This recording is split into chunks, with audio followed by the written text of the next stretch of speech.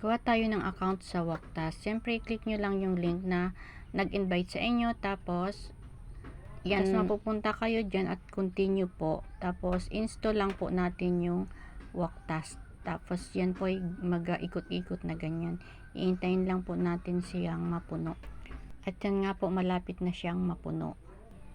At nag-i-installing naman na siya. Hintayin lang po natin siyang mag-installing. At yan po, i-open lang natin yung apps na yan. Or pwede din po kayong pumunta sa screen nyo at doon nyo na lang i-open. At yan pa, pag open po natin yan, ay mapupunta na po tayo dito sa mga yan. Pwede po natin yan sa Facebook or sa Google. Sa Google po tayo magagawa ng account. Click po natin yung Google at yan pipili tayo kung alin ang gagamitin natin. Click natin ang isa. Tapos yan po, mag-iintay-intay lamang po tayo habang naglo-loading at pag lumabas na po yan, ilagay nyo po yung code ng nag-invite sa inyo para po meron din po kayong coins. Meron po kayo pareho na coins. Pag hindi mo po nilagay yung code na ganyan, wala po kayong coins, wala din siya.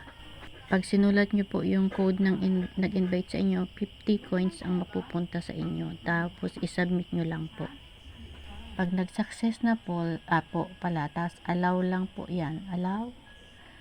Allow din. Yan. Yan pong mga lucky box sa baba. Yan po ay manonood kayo ng video. May coins din kayo dyan. Tapos yung nandun sa bilog na yun, yung may gift, yan po ay mag-step-step lang tayo o maglalakad na kahit wala kang data yan po ay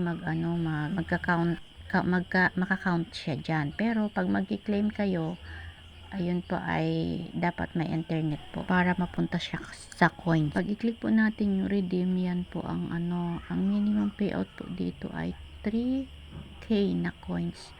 $5 po sa PayPal po tayo pipi-out. Pero ang alam ko po, pag nasa PayPal na ang pera nyo, pwede na siyang i-transfer sa GCash. Hanggang dito na lamang po. Salamat po sa panonood. At andyan nga po ang free coins. Yan ang coins natin.